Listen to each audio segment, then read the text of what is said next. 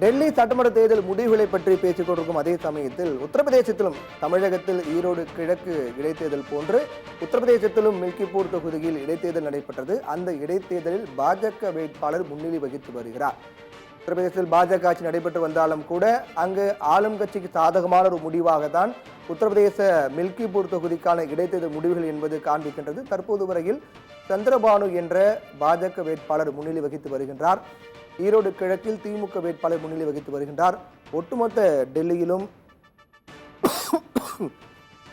பாஜக இடங்களில் முன்னிலை வகித்து வருகிறார்கள். இது மிகப்பெரிய ஒரு 27 ஆண்டுகளுக்கு பிறகான இந்த முடிவு என்பது பாஜகவுக்கு சாதகமான ஒரு முடிவாக பார்க்கப்படுகின்றது. உத்தரப்பிரதேசத்தில் இருக்கக்கூடிய மில்கிப்பூர் தொகுதி இடைத்தேர்தல், அதே போன்று ஈரோடு கிழக்கு இடைத்தேர்தல், அதன் தொடர்ச்சியாக ஒட்டுமொத்த நாடும் உன்னிப்பாக பார்த்து வரக்கூடிய டெல்லி சட்டமன்ற தேர்தல் பொறுத்தவரையில் ஆம் ஆத்மி பலமாக பார்க்கப்பட்டது. இஸ்லாமியர்கள், பெண்கள் ஆம் ஆத்மி பலமாக பார்க்கப்பட்டது. அவருடைய வாக்கு என்பது யாருக்கு இந்த முறை சென்றிருக்கிறது என்ற கேள்வி எழுந்திருக்கிறது. முடிவுகள் வரை நாம் பார்த்தோம் என்றால் அவருடைய வாக்கும் கூட கணிசமாக பாஜகவுக்கு சென்றிருப்பதான் இந்த தேர்தல் முடிவுகள் பார்க்கின்றது. மிக முக்கிய திருப்பமாக சற்று நேரத்துக்கு முன்பு வரை முன்னிலை வகித்து வந்த அதிசி தற்போது பின்னடைவு சந்தித்திருக்கிறார். ஒருபுறம் அரவிந்த் கெஜ்ரிவால், மணீஷ் சிசோடியா பின்னடைவு, அதற்கு பிறகு முன்னிலை என இருந்த நிலையில் அதிசி தொடக்கத்தில் பின்னடைவு சந்தித்து வந்தாலும் சற்று நேரத்திற்கு முன்னர் அவர் முன்னிலை வகித்தார். அந்த நிலையும் தற்போது மாறி அதிசி பின்னடைவு மீண்டும் சந்தித்திருக்கிறார்.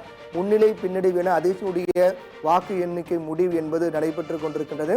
தொடர்ந்து ஈரோடு இடைத்தேர்தலில் தபால் வாக்குகளில் நாம் தமிழர் கட்சியை வீழ்த்திய நோட்டா வீழ்த்திருக்கிறது. அதாவது யாருக்கும் வாக்களிக்க விருப்பமில்லை என்ற ஒரு ஆப்ஷன் தான் நோட்டா.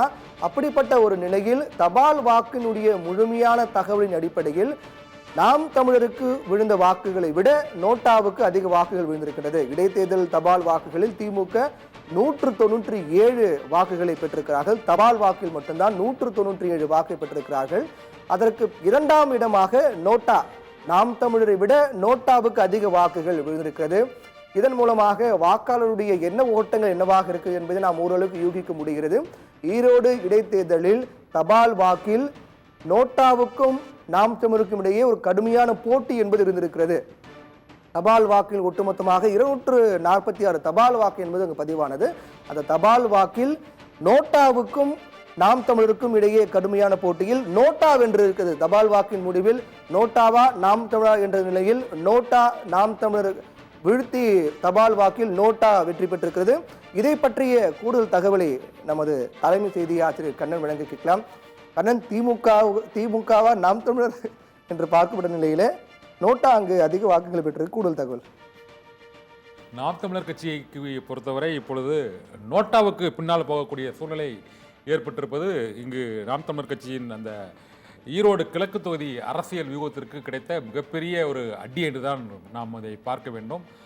நாம் தமிழர் கட்சியை பொறுத்தவரை அவர்கள் தமிழ் தேசிய அரசியலிலும் திராவிட சித்தாந்த அரசியலையும் எதிர்த்து அவர்கள் அந்த அரசியல் தேர்தல் களத்தில் பொதுக்கூட்டங்களில் பேசி வந்த சூழ்நிலையில் இப்பொழுது இந்த நோட்டா வாக்கு எண்ணிக்கையின் முடிவுகள், இதற்குத்தான் முதலில் வாக்குவாதம் நடைபெற்று கொண்டிருந்தது. கடுமையான வாக்குவாதம். ஏதாவது நாம் தமிழர் பெற்ற வாக்குகள் மறைக்கப்படுகிறது, இங்கு திமுக பெற்ற வாக்குகள் கூடுதலாக காட்டப்படுகிறது, அந்த தேர்தல் பணியாளர்கள் முறையாக அதை எண்ணவில்லை என்றெல்லாம் கூறினார்கள். இப்போது பார்த்தால் அங்கு இரண்டாவது இடத்தில் நோட்டா, முதலிடத்தில் திமுக, மூன்றாவது இடத்தில் தான் நாம் தமிழர் என்று இருப்பது இங்கு நாம் தமிழர் கட்சியின் எதிர்காலத்தையே அசைத்து பார்க்கக்கூடிய அளவுக்கு அந்த தேர்தல் முடிவானது இருக்கிறது. இது இந்த மற்ற சுற்று வாக்கு எண்ணிக்கை தொடர்ந்து நடைபெற்று கொண்டிருக்கும் போது அடுத்த கட்டமாக நாம் தமிழர் கட்சி வாங்க போகும் வாக்குகள், இதுவரை அவர்கள் பெற்ற அந்த 10,000 வாக்குகள் என்ற இலக்கை மீண்டும் எட்ட முடியுமா இந்த தேர்தலில் என்ற ஒரு மிகப்பெரிய கேள்வி அவர்களுக்கு இப்போது எழுந்திருக்கிறது. இந்த நிலையில் நாம் தமிழர் கட்சியின் இந்த 2026 பொதுத் தேர்தலில் போட்டியிட அந்த 234 தொகுதிகளிலும் வேட்பாளர்கள் கிடைப்பார்களா என்ற அளவுக்கு அந்த கட்சியிலிருந்து பெருவாரியானவர்கள் பல்வேறு கட்சிகளுக்கு அணிமாறி செல்லக்கூடிய நிலையில் இந்த ஈரோடு கிழக்கு தொகுதி தோல்வியானது தந்தை பெரியார் தொடர்பாகவும் மற்றும் திராவிட சித்தாந்த அரசியல் தொடர்பாகவும் நாம் தமிழர் கட்சியின் ஒருங்கிணைப்பாளர் சீமான் பேசியதற்கு அந்த மக்கள் எதிர்வினை ஆற்றியிருக்கிறார்கள். மிகவும் கடுமையான எதிர்வினையை ஈரோடு கிழக்கு தொகுதி மக்கள் ஆற்றியிருக்கிறார்கள் என்றுதான் கூற வேண்டும்.